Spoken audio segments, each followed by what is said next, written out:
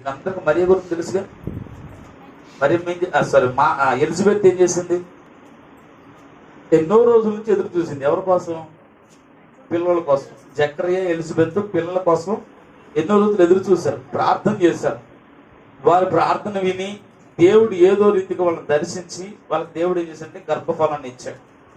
గర్భఫలం ఇచ్చిన తర్వాత ఏమేం చేయాలంట? దేవునికి కృతజ్ఞతాస్తుతులు చెల్లించాలి. దేవుడు నాకు ఇన్ని సంవత్సరాల తర్వాత గర్భాన్ని ఇచ్చాడు కనుక నేను దేవునికి కృతజ్ఞతాస్తుతులు చెల్లించాలి. నా దేవుడు నాకు మేలు చేశాడని నలుగురు చెప్పుకోవాల్సింది పోయి, అమ్మో పెద్ద వయసులో వచ్చింది, ఎవరన్నా ఏమన్నా అనుకుంటారేమో, ఈ వయసులో ఇదేం పోయే కాలం అనుకుంటారేమో అని ఆమె ఏం చేసిందంటే ఒక మూలను వచ్చిందంట. ఇంట్లో గదిలోకి వెళ్ళి కూర్చొని కనీసం పనివారిని కూడా లోపలికి రానిచ్చేది కాదంట. పనివారిని కూడా లోపలికి రానిచ్చేది కాదంట.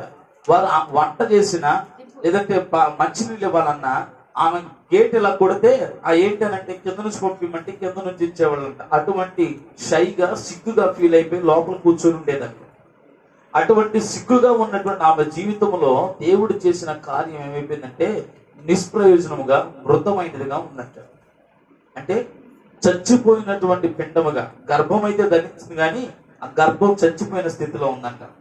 ఈరోజు క్రైస్తవులముగా దేవుని కృపను పొందుకున్న వాళ్ళంగా మన జీవితంలో దేవుడు అనేక మేలులు అద్భుతాలు చేస్తున్నాడు, కానీ అయినా మన క్రైస్తవ్యం ఎలాగుందో తెలుసా?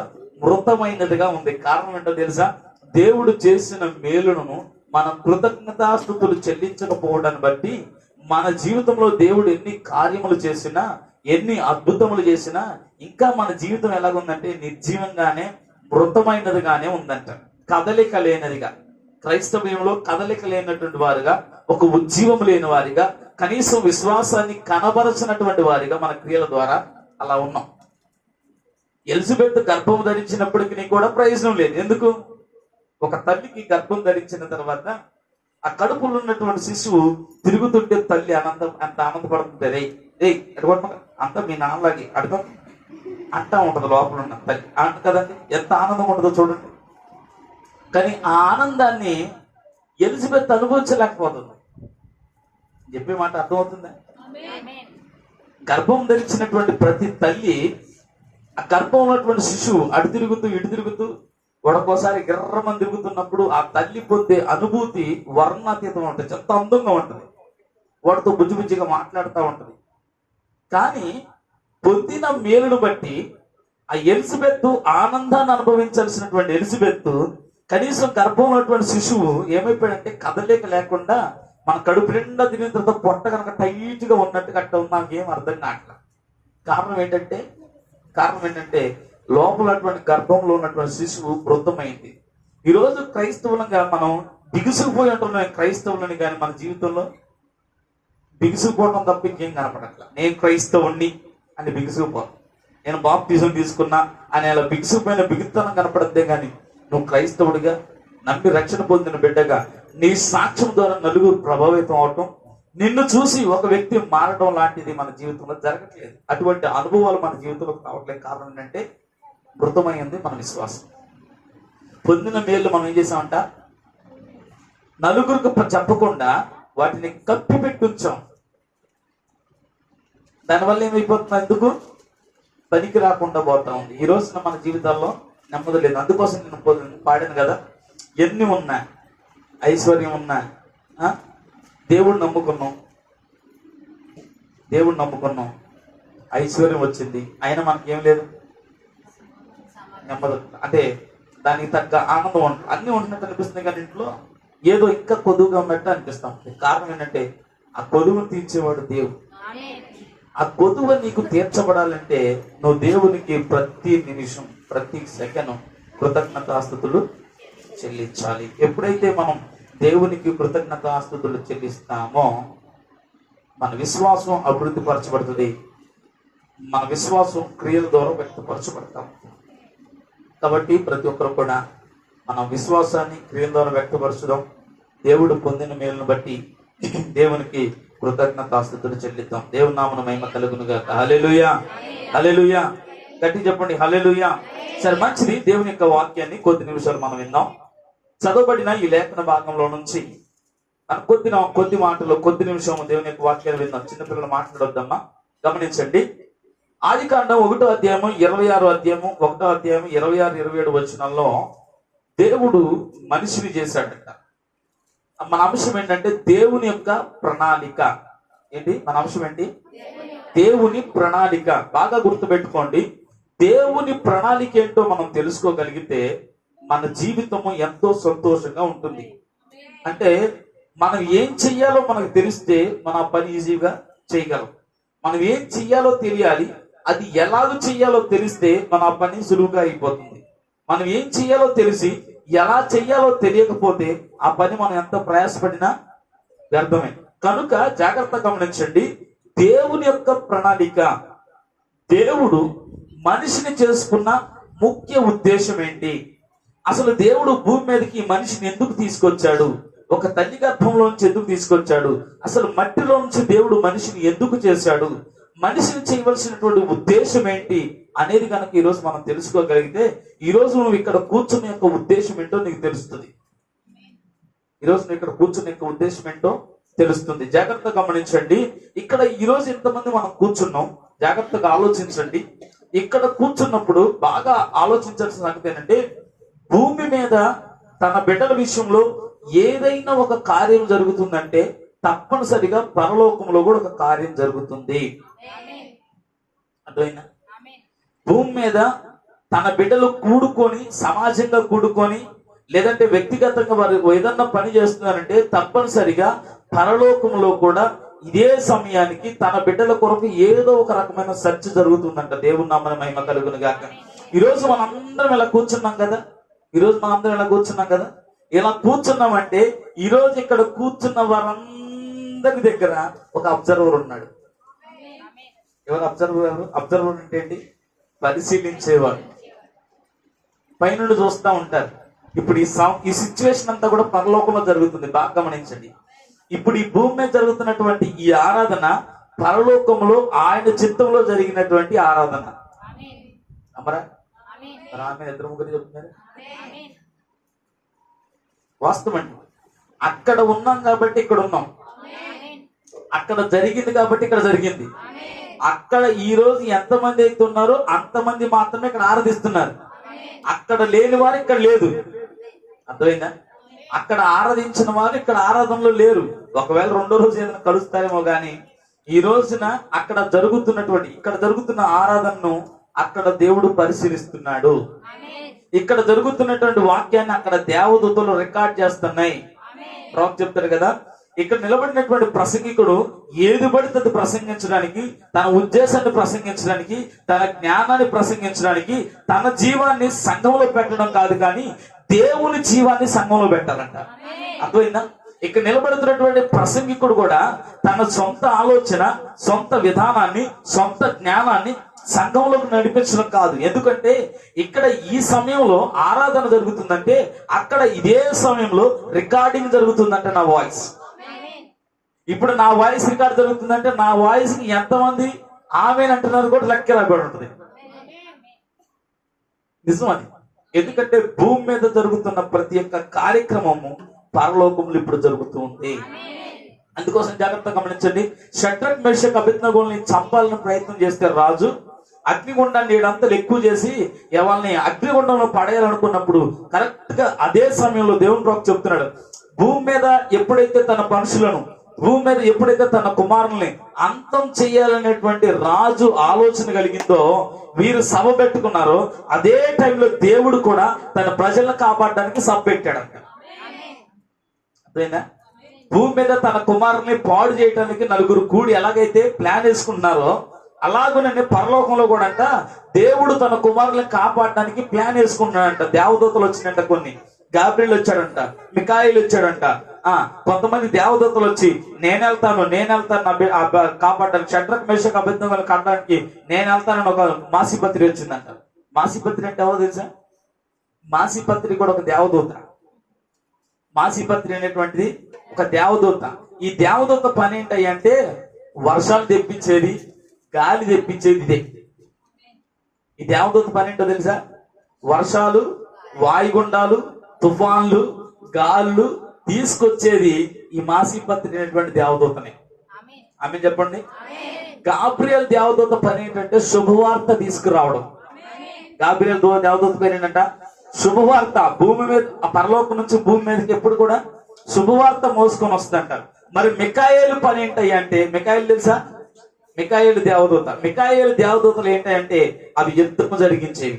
ఎప్పుడు కూడా అవి యుద్ధానికి రెడీగా ఉంటాయండి. అందుకోసమే కెరూబులు షెరూబులను దేవుడు ఎక్కడ ఏం చేశాడంట, ఖడ్గజ్వాలలు ఇచ్చి దూతలుగా పెట్టాడంట. అంటే మికాయేలు యొక్క పని ఏంటంటే యుద్ధము జరిగించడం. అర్థమైందా? మికాయేలు యొక్క దేవదూతల పని ఏంటంట యుద్ధము జరిగించడం. గాబ్రియల్ దేవదూత పని ఏంటంట శుభవార్త. మాసీపత్రి యొక్క పని ఏంటంట, ఇవి జాగ్రత్తగా మనం గుర్తు పెట్టుకోవాలి. ఇవి చాలా మంచిది. కొన్ని సందర్భాల్లో మన దేవదూతలకు ఆజ్ఞాపిస్తే దేవతల దూతలు మన పని చేస్తాయి. అదవుతుందా? కొన్నిసార్లు దేవుడే కాదు, దేవదూతలు కూడా మన పని చేస్తాయి. దేవదూతలారా ఆజ్ఞాపిస్తున్న యేసునామములో దిగి రమ్ము అంటే దిగి వస్తాయి. ఎందుకో తెలుసా? దేవుడు తన పోలికలో తన స్వరూపంలో నరుణ్ణి చేసుకొని, దేవుడు ఎలాగ చేశాడు అంటే దేవుని కంటే కొంచెం తక్కువనిగా దేవదూతల కంటే ఎక్కువనిగా మన చేశాడంట. ఆమె ఎలా చేశాడు దేవుడు మనని? దేవుని కంటే కొంచెం తక్కువనిగా దేవదూతల కంటే ఎక్కువనిగా దేవుడు నిన్ను నన్ను చేశాడు. ఇప్పుడు దేవదూతలు మనకు పరిచారకులు, మనం దేవదూతలకు పరిచారకులు కాదు, దేవదూతలే మనకు పరిచారకులు. దేవుని నామమున మహిమ కలుగును గాక. దేవుడు మొట్టమొదటిగా నరుని సృష్టించి, దేవుడు మన స్వరూపంలో మన పోలికలో నరులు చేద్దాం, స్త్రీనిగా పురుషునిగా చేద్దాం అనుకున్నప్పుడు ఈ స్త్రీ పురుషులు ఎక్కడున్నారంట? లేరు, భూమి మీద లేరు. ఎక్కడున్నారు? బాగా బాగా బాగా చదవండి అన్నమాట. దేవుడు తన పోలికలో తన స్వరూపంలో నరుణ్ణి సృజించెను, స్త్రీని గాను పురుషుని గాని వాడిని చేశాడు. ఇప్పుడు స్త్రీగా పురుషునిగా వాడిని చేసినప్పుడు వాళ్ళు ఎలాగున్నారంట? దేవుని పోలికగా, దేవుని స్వరూపముగా ఉన్నారంట. దేవుని పోలిక ఏంటి? దేవుని స్వరూపం ఏంటి? దేవుని పోలిక ఏంటి? దేవుని స్వరూపం ఏంటి?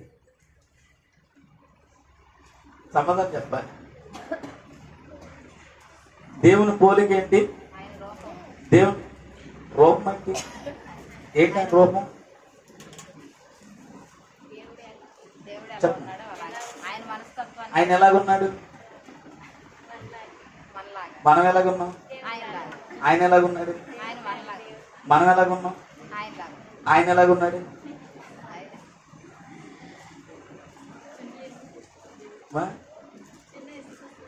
చిన్న యేసుక్రీస్తు. అసలు పెద్ద యేసుక్రీస్తు ఎలాగున్నాడు? ఇప్పుడు నా కొడుకు పుట్టగానే చిన్న స్టీఫెన్ అన్నారు. పెద్ద స్టీఫెన్ నల్లగా నిగనిగలాడుతూ ఉన్నాడు కాబట్టి చిన్న స్టీఫెన్ ఎర్రగా ఉన్నాడు. అవునా? పెద్ద స్టీఫెన్ చూశారు కాబట్టి చిన్న స్టీఫెన్ ఇలాగ ఉన్నాడని చెప్పారు. అంటే పెద్ద స్టీఫెన్కి ఒక ఆకారం ఉందిగా, ఒక రూపం ఉందిగా, ఒక కలర్ ఉందిగా. ఇప్పుడు మన పెద్ద ఆయనకి ఏముంది? ఆయన రూపంలో ఆయన పోలికలో మనం ఉన్నాం. ఆమేన్. చెప్పారు ఈ మాట? జాగ్రత్త గమనించండి. దేవుడంట ఆయన పోలికలో ఆయన స్వరూపంలో నరుణ్ణి చేసుకున్నాడు. ఈ నరుణ్ణి చేసినప్పుడు మనిషి ఎక్కడున్నారు? స్త్రీలు పురుషులు దేవుడు చేసినప్పుడు ఎక్కడున్నారు అంటే వారు ఆయనలోనే ఉన్నారు. దేవుడు ఎలా ఉన్నారంట? మనుషులు ఎలాగున్నారు? ఎక్కడున్నారంట? ఆయనలో ఉన్నారు. ఆయనలో ఎలాగున్నారంటే ఆయన పోలికలో ఆయన స్వరూపంలో ఉన్నారంట. జాగ్రత్త గమనించండి. ఆయన పోలిక ఏంటయ్యా అంటే ఆయన యొక్క గుణ లక్షణాలే ఆయన పోలిక. అమ్మా, ఆయన పోలిక అంటే ఏంటి? వీడు నాకులాగా మాట్లాడుతున్నాడు రా అంటే నేను ఎలాగో మాట్లాడుతున్నానో వాడు అలాగ మాట్లాడితే వాడు నాకులాగా ఉన్నాడు అంటారు. అంటే నాలో ఉన్న గుణ లక్షణం వాళ్ళలో ఉంది. అబ్బా వీడు కూడా ఆడికిలాగా మంచి వాళ్ళ నాన్నలాగా వీడు బాగా ప్రేమిస్తాడు రా అన్నారు అనుకోండి. అంటే వారి నాన్నలో ప్రేమ ఉంది కనుక వాడు కొడుకులో కూడా ఏముంటది? ప్రేమ. అంటే వాళ్ళ నాన్నలో ఉన్నటువంటి పోలిక కొడుకులో ఉంది. వాళ్ళ నాన్నలో ఉన్నటువంటి ప్రేమ కొడుకులో ఉంది. వాత్సల్యం కొడుకులో ఉంది. సమాధానం కొడుకులో ఉంది. ఇప్పుడు దేవుని పోలిక ఏంటయ్యా అంటే ప్రేమ, సంతోషం, సమాధానం, దీర్ఘశాంతం, దయాలత్వం, సాత్వికము, మంచితనం. ఇవన్నీ కూడా ఆయన పోలికలు, ఆయన యొక్క గుణ లక్షణాలు. మరి ఆయన స్వరూపం ఏంటి? ఆత్మ. ఆయన స్వరూపం ఏంటమ్మా? దేవుడు ఆత్మ స్వరూపి. ఆమేన్. ఇప్పుడు ఆయన స్వరూపం ఏంటంట? ఆత్మ. ఇప్పుడు దేవుడు ఏ స్వరూపంలో చేశాడు మనిషిని? ఆత్మ స్వరూపంలో దేవుడు చేశాడు. ఆయన పోలికలో, ఆయన స్వరూపంలో దేవుడు మనిషిని చేశాడు. అంటే ఆత్మగా మొదటగా దేవుడు మనిషిని చేశాడు. చేసి ఆయన గుణలక్షణాలను ఆ వ్యక్తులు పెట్టాడు. ఆ గుణలక్షణాలు పెట్టిన వ్యక్తిని దేవుడు ఆయనలోనే ఉంచుకున్నాడు. ఇంకా బయటికి తీయలా. ఆయన బయటికి తీయలేదు, ఆయనలోనే ఉన్నారు.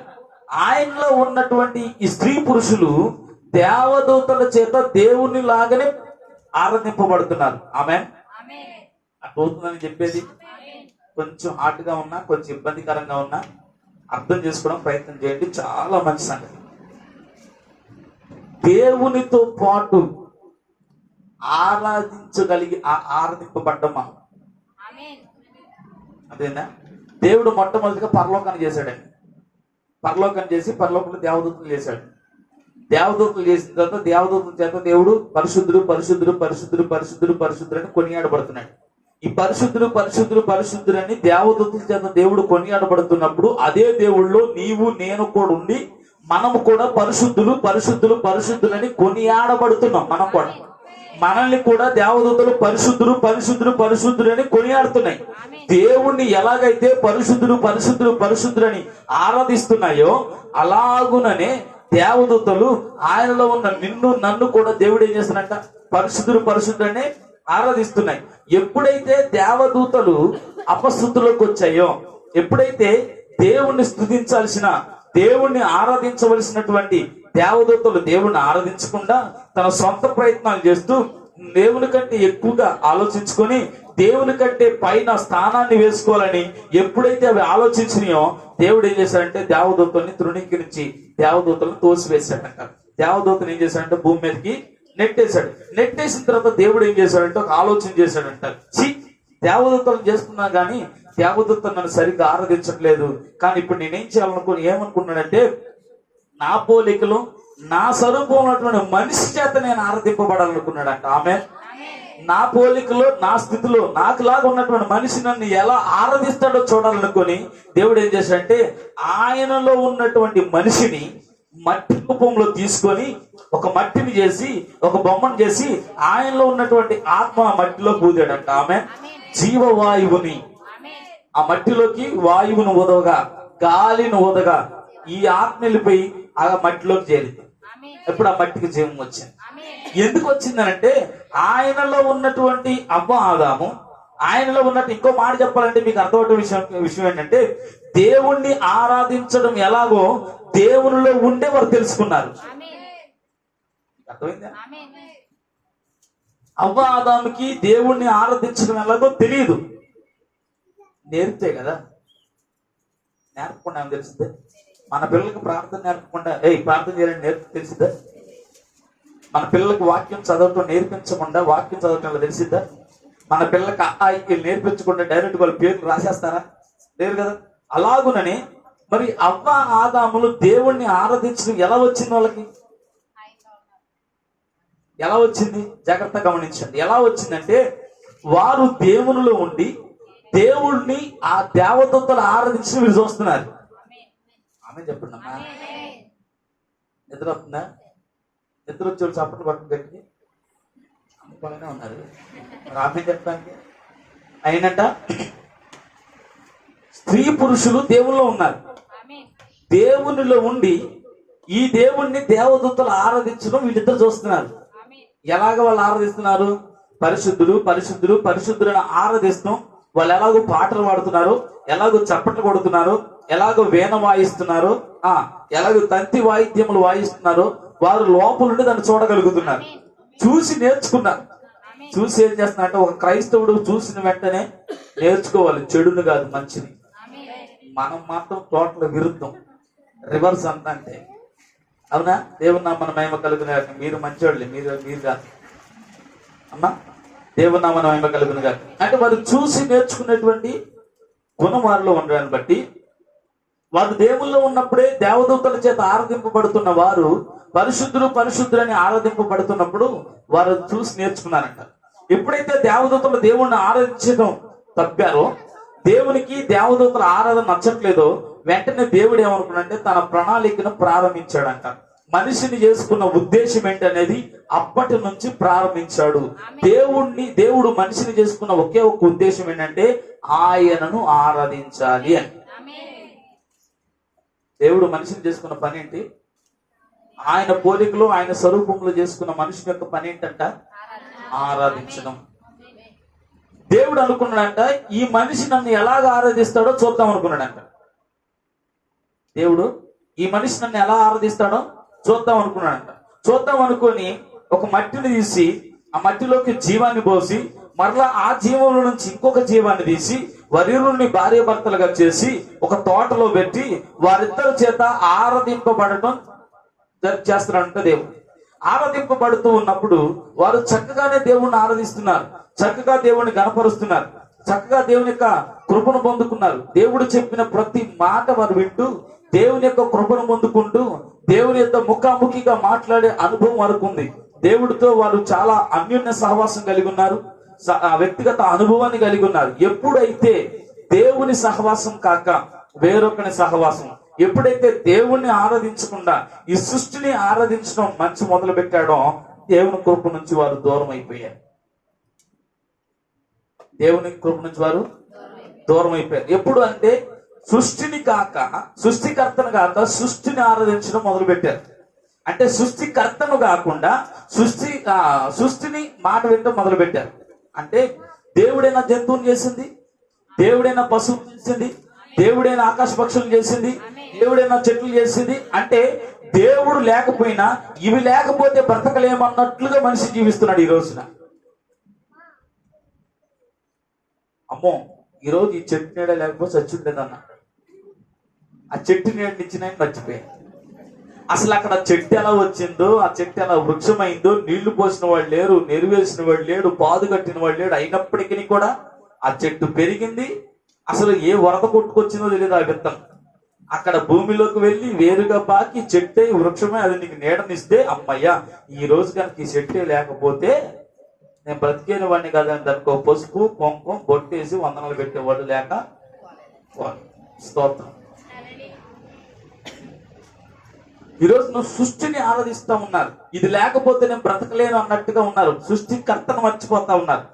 ఈ అవ్వ ఆదాము కూడా దేవుడు చేసిన ప్రణాళిక, దేవుడు వారిని పుట్టించిన విధానం, దేవుడు వారు ఎందుకు కలగజేశాడో వారు అర్థం చేసుకోలేక వారు సృష్టి మాట వినడం మొదలు పెట్టారు. ఎప్పుడైతే సృష్టి మాట వినడం మొదలు పెట్టారో దేవుని యొద్ద నుంచి రావాల్సిన ప్రతి ఆశీర్వాదాన్ని వారు పోగొట్టుకున్నారు. దేవుడు వారిని ఆశీర్వదించే ఎదెన్లో పెట్టాడు, కానీ ఆ ఆశీర్వాదాలు వారి యొద్ద రాకుండా దూరం పెట్టుకునే కారణం ఏంటంటే వారికి దేవునికి వ్యతిరేకంగా జీవించారు, దేవునికి అవిధేయంగా జీవించారు, దేవుని ఎదుట వారు అవిశ్వాసంగా ఉన్నారు. కనుక దేవుని యొద్ద నుంచి రావాల్సిన ప్రతి ఆశీర్వాదానికి వారు వారసులు అవ్వాల్సిన వారు శత్రువులు అయ్యారు. ఈరోజు నీవు నేను కూడా అంతే. దేవుడు నిన్ను నన్ను కలగజేసుకున్న దేనికి? దేవుడు నిన్ను నన్ను పుట్టించింది దేనికి? ఈరోజు దేవుడు నిన్ను ఈ భూమి మీద నిలబెట్టినది ఎందుకొరకు అనేటువంటిది నువ్వు ఆలోచించుకోగలిగితే ఈరోజు నువ్వు ధన్యురాలివి. ఈరోజు దేవుడు ఇక్కడ ఈ స్థలంలో కూర్చోబెట్టింది ఎందుకు? ఈ టైంలో నిన్ను ఇక్కడ నువ్వు వేరే పనులు చేసుకోవచ్చు, వేరొక బంధువుల ఇంటికి వెళ్ళొచ్చు, లేదంటే ముఖ్యమైన పనులు ఎన్నో నీకు ఉండొచ్చు. అవన్నిటిని వదిలిపెట్టి ఈరోజు నువ్వు ఇక్కడ కూర్చోగలిగావంటే, ఈరోజు నువ్వు ఇక్కడ కూర్చొని వింటున్నావంటే దీని పట్ల దేవుని యొక్క చిత్తం ఏంటి, దీని వెనక దేవుని యొక్క ప్రణాళిక ఏంటి అనేది నువ్వు ఈరోజు అర్థం చేసుకోవాలి. ఇక్కడ కూర్చొని ముచ్చట చెప్పడానిక? గుర్తుపెట్టుకో, ఇక్కడ కూర్చొని ముచ్చట పెట్టడం కూడా దేవుడు చూస్తాడు. దీనికి నువ్వు లెక్క చెప్పుకోవాలి.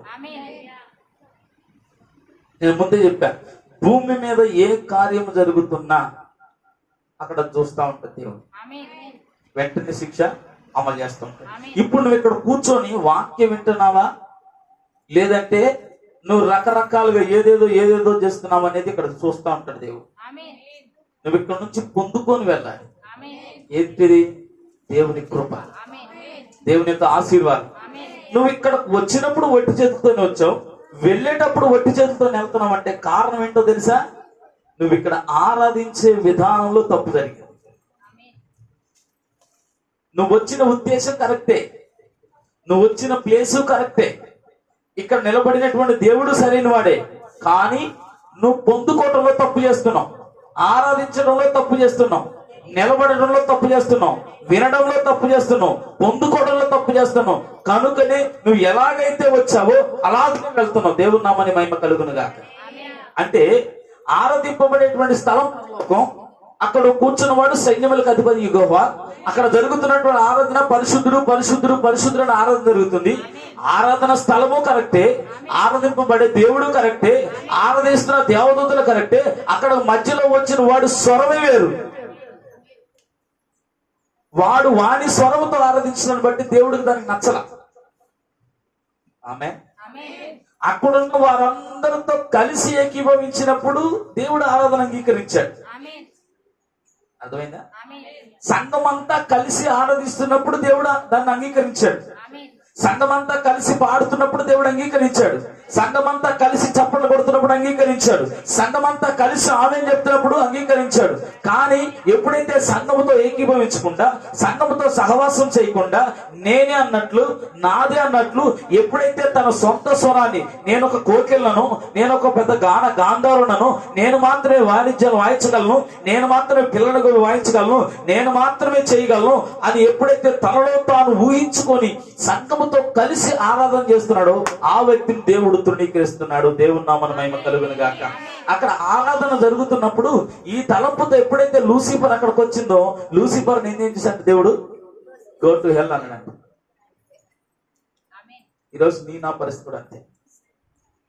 ఆరాధింపబడే స్థలం కరెక్టే, ఇక్కడ నిలబడిన దేవుడు కరెక్టే, ఆయన ఆత్మ కరెక్టే, సంఘము కరెక్టే, సహవాసం కరెక్టే, ఐక్యత కరెక్టే. కానీ నీ ఆలోచన విధానం ఇక్కడ ఆరాధించినప్పుడు ఎలా? ఇంటి దగ్గర పెట్టుకొని ఆలోచిస్తున్నావా?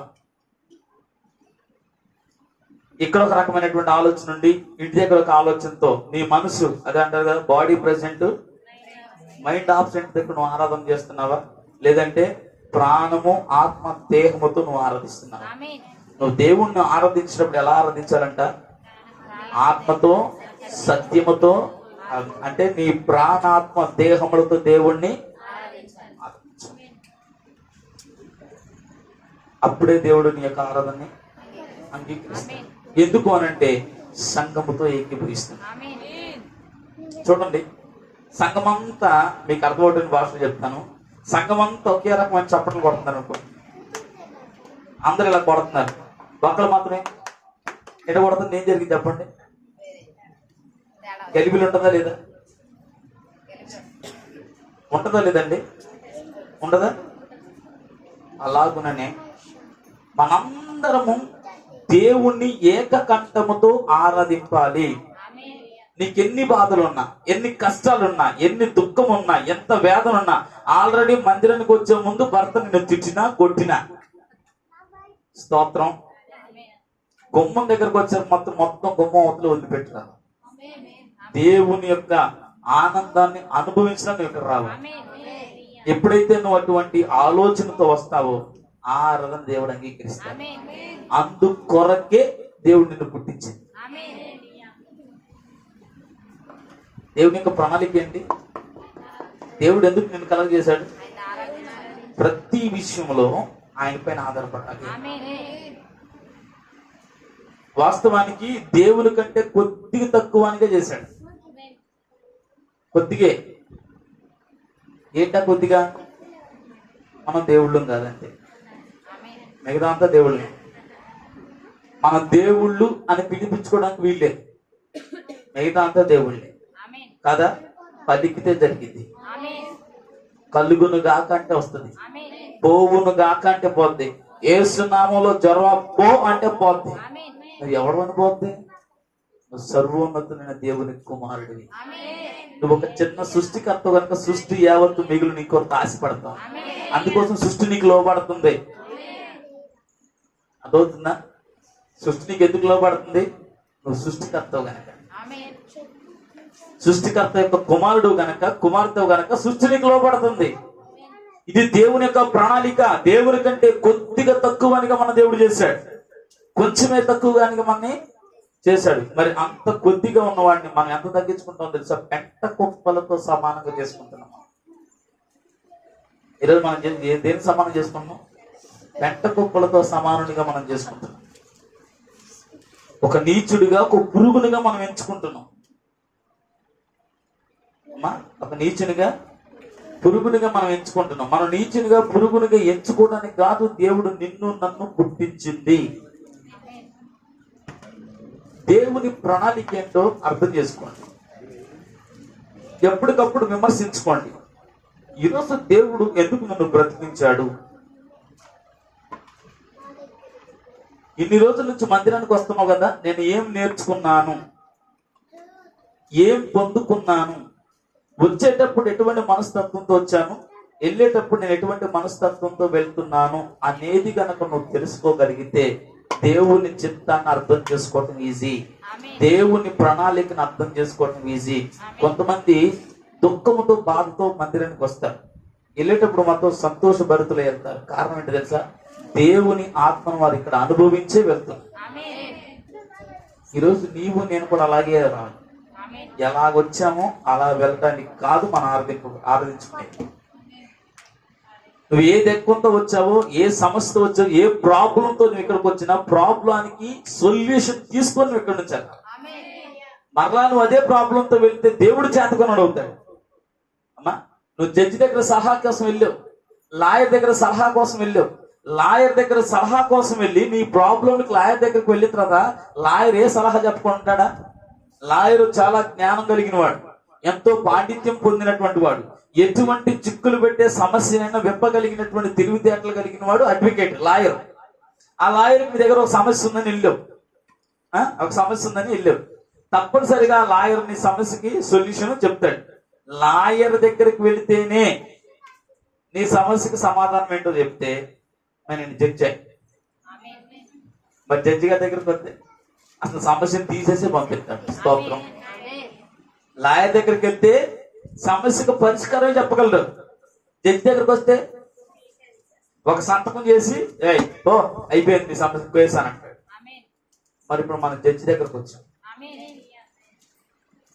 మనం ఎక్కడికి వచ్చామంట? జడ్జి దగ్గరకు వచ్చాం. మరి జడ్జి దగ్గరకు వచ్చిన తర్వాత కూడా మన సమస్యను పరిష్కరించుకోకుండా వెళ్ళిపోయామంటే కారణం ఏంటి? జడ్జి దగ్గర నీ సమస్య ఏంటో నువ్వు సరిగ్గా వివరించలేదు. ఆమె చెప్పండి అమ్మా, ఆమె చెప్పండి. ఆపండి అని చెప్పండి. ఆపండి అని చెప్పరా? మరి ఆపండి అని చెప్పరు, ఆమెనని చెప్పరు. ప్రార్థన నడిచింది. అదేనా? జడ్జి దగ్గర ఎందుకు పరిష్కారం దొరకట్లేదు?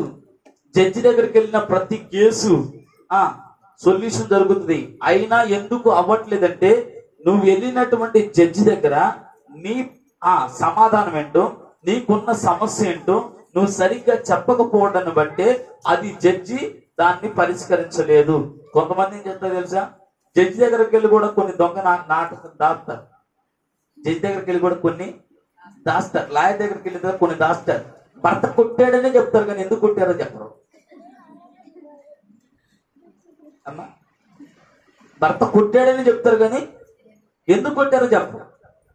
అలాంటప్పుడు లాయర్ మాత్రం ఏం చేస్తాడు? జడ్జి కూడా అంతే. ఈరోజు నువ్వు జడ్జి ఎందుకు వచ్చావు? నీ సమస్య ఏంటో వివరించు, నీ బాధ ఏంటో వివరించు, నీ కష్టం ఏంటో వివరించు, దీనికి కారణం ఏంటో వివరించు. నువ్వు క్షమించు అని అడుగు, దేవుడు కొట్టేస్తాడు, సంతోషంతో పంపిస్తాడు. అది దేవుని చిత్తం. సమస్య రావటం దేవుని చిత్తం కాదు. ప్రవక్త అంటాడు పాపం చేయటం తప్పు కాదు, కానీ ఇంకా నువ్వు పాపంలో చావటమే తప్పు అంట. అర్థమైంది చెప్పిన మాట? పాపం చేయటం తప్పు కాదు. అమ్మ అర్థం చేసుకోండి, పాపం చేయడం తప్పు కాదు అన్నాడు అని చెప్పేసి రేపటి నుంచి తప్పులు చేస్తారేమో. అమ్మా వింటున్నారా? పాపం చేయటం తప్పు కాదన్నాడు అని చెప్పేసి రేపటి నుంచి ఇక నా ముందే టీవీలు పెట్టుకుని సౌండ్ పెట్టారు. స్తోత్రం. అది కాదు. అంటే మన పాపములోనే బ్రతకడం, అవిశ్వాసంలోనే బ్రతకడం, అవిధేయతమైన బ్రతకడం చావడమే తప్పు. అదేనా? మన అవిశ్వాసంతో చచ్చిపోకూడదు, అపవిత్రతతో చచ్చిపోకూడదు, అవిధేయతతో చచ్చిపోకూడదు, పాపంతో చచ్చిపోకూడదు. ఈ రక్త మాంసం ఉన్నంత కాలం ఏదో ఒక కోరిక, ఏదో ఒక వాంఛ కలుగుతూనే ఉంటది. వాటిని జయించాలి. ఒకవేళ పడిపోయినప్పటికీ ఆ పడిపోయిన స్థితిలోనే ఉండకూడదు, లేవనెత్తబడాలి. దానికి సహాయం దేవుని కృపే. అది నువ్వు దేవుని చిత్తంలో, దేవుని ఎన్నికలో కనుకుంటే దేవుడు వెంటనే తన చిత్తాన్ని, తన బాహువు చాపి నిన్ను లేవనెత్తుతాడు. దేవుని నామన మహిమ కలుగును గాక.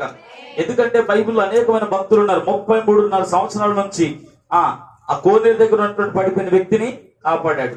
12 సంవత్సరాలు ఉన్నటువంటి రక్తస్రావం కలిగినటువంటి ఆమెని కాపాడాడు. 18 సంవత్సరాల నుంచి నడువంగిపోయిన స్థితిలో ఉన్నని ఆమెనే కాపాడాడు. కారణం ఏంటంటే వారు దేవుని ఎన్నికలో ఉన్నారు, దేవుని చిత్తంలో ఉన్నారు. వారు ఎన్ని సంవత్సరాల చేత రోగంతో బాధపడినా, వ్యాధితో బాధపడినా, కష్టంతో బాధపడినా వారిని లేవనెత్తగలిగిన దేవుడు తన బాహువు చాపి వారిని లేవనెత్తాడు. ఈ రోజు నా పరిస్థితి కూడా అంతే.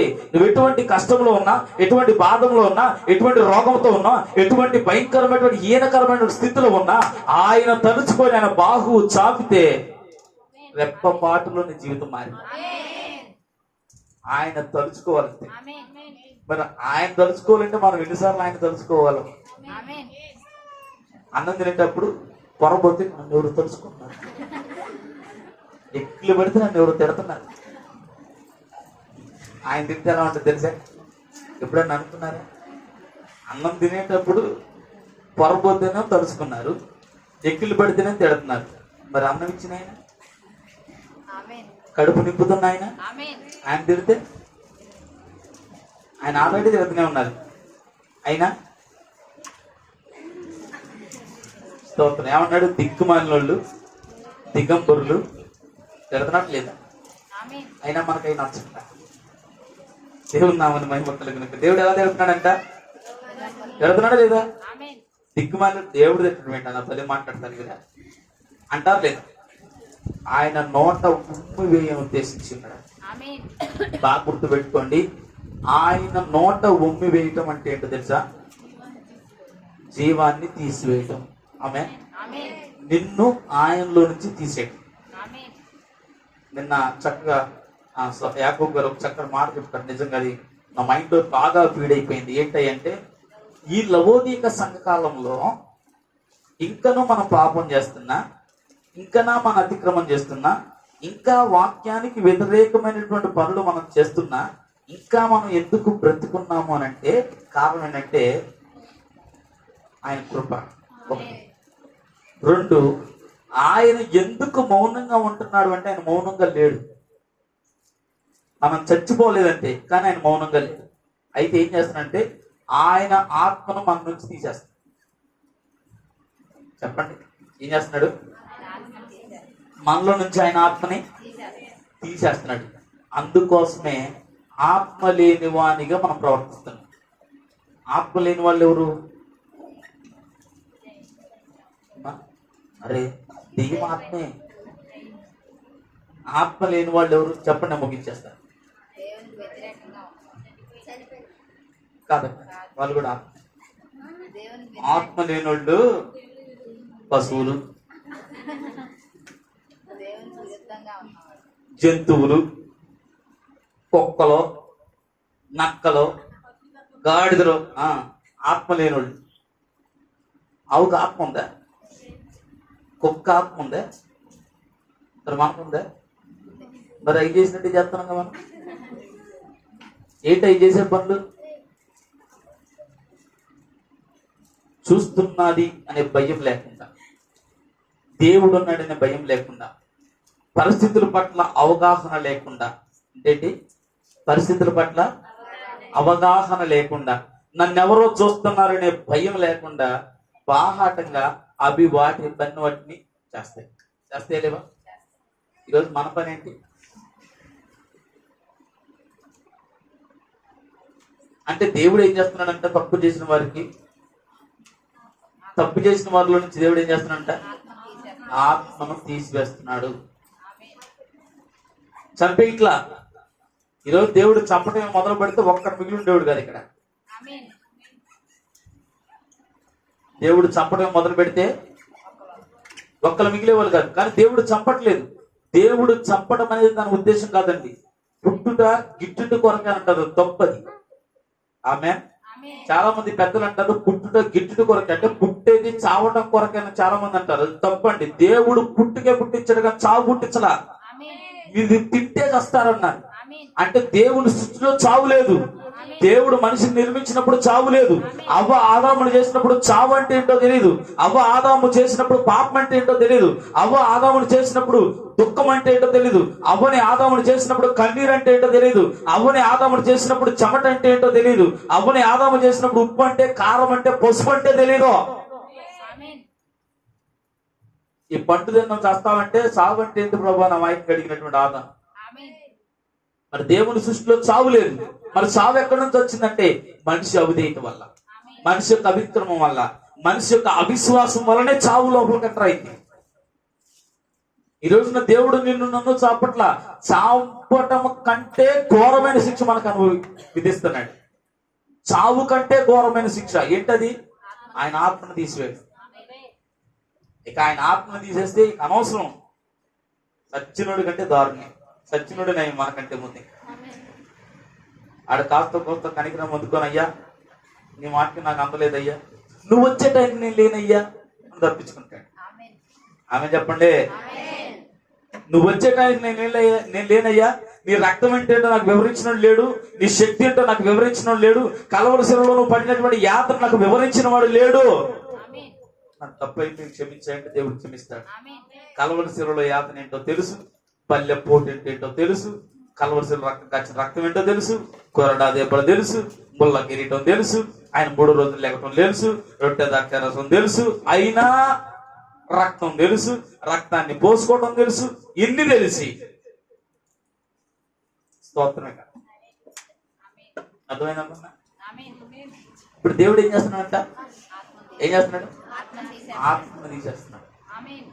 కనుకనే మనిషి తన వ్యక్తిత్వాన్ని కోల్పోయి దేవుడు ఏం చేస్తాడంటే దశల దశలుగా మారిపోతున్నాడు. అంటే ఎలా మారుతున్నాడు తెలుసా? మనిషి తత్వంలో నుంచి మనిషి ఏం చేశాడంటే జంతు తత్వంలోకి వెళ్తున్నాడు. మనిషి ఏం చేశాడు? మనిషి తత్వంలో నుంచి జంతు తత్వంలోకి, జంతు తత్వంలో నుంచి రాక్షస తత్వంలోకి వెళ్తున్నాడు. ఇప్పుడు మనం ఏ తత్వంలో ఉన్నామో ప్రశ్నించుకో. అంటే దేవుడు ఈ కాలంలో ఏం చేస్తున్నాడంట? మనపై నుంచి ఆయన ఆత్మను తీసివేస్తున్నాడు. కనుకనే ఏం జరుగుతుందో అనేటువంటి ఆలోచన మనకు రావట్లా. మన చుట్టూ ఏం జరుగుతున్నటువంటి ఆ పరిస్థితి పట్ల మనకు అవగాహన రావటం లేదు. శ్రమ మన మీదకు వచ్చిందాక ఈ శ్రమ మనకు వస్తుందనేటువంటి సంగతి మనకు తెలియట్లేదు. కారణం ఏంటో తెలుసా? దేవుడు ఆయన ఆత్మను మన నుంచి తొలగించాడు. తప్పనిసరిగా చివరిగా నేను ఒక విషయం చెప్తాను. ఒక క్రైస్తవుడు మోకరించి ప్రార్థన చేస్తే, ఒక దేవుని బిడ్డ మోకరించి ప్రార్థన చేస్తే అతనికి జరగబోయేటువంటి సంగతులు దేవుడు బయలుపరుస్తాడు. ఆయన బిడ్డలకు ఏది దాచడు దేవుడు. మరుగైనటువంటి సంగతులను, మర్మయుక్తమైన సంగతులను కూడా దేవుడు తన ప్రవక్తను పంపించి బయలుపరిచాడు. ఈ రోజున ఏది కూడా మర్మం అనేటువంటిది లేదు. అన్నిటిని దేవుడు బయలుపరిచాడు. దాచి ఉన్న దాన్ని ప్రతి దాన్ని దేవుడు ఇప్పి తన ప్రజలకు ఇచ్చాడు. అంటే ముందుగానే సంగతులన్నీ చెప్తున్నాడు దేవుడు అని అంటే మనకి ముందుగానన్నీ తెలిసి ఉండాలా. వధువు దూరదృష్టి కలిగింది. పక్షిరాజు ఎటువంటిదంట? భూమి మీద ఉండి ఆకాశంలో చూస్తుంటే ఏం జరిగింది? మనం కూడా దూరదృష్టి కలిగిన వాళ్ళు.